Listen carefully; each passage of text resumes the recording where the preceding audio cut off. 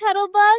Welcome to another Cuddlebug mini moment. Today we're learning some very special words. They're called our magic words. Magic words help us be kind to each other.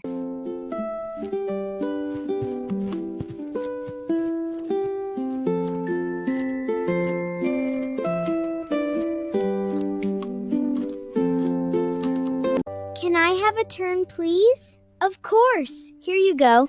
Yay! We say please when we ask for something politely.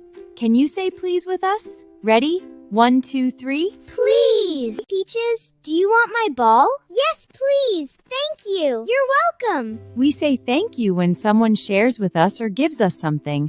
Let's all say it together. Say thank you. Thank you. This is for you, Miss Rhoda. Oh, Lulu, thank you so much. You're welcome is how we answer when someone says thank you. If someone says thank you to you, what do you say? You're welcome. Oh, what happened, Lulu? I mistakenly bumped my leg on the stool. I'm sorry, Lulu. It's okay. Thank you for saying sorry. We say sorry when we get hurt or bump into someone. It helps our hearts feel better. Let's practice. Can you say sorry? Sorry.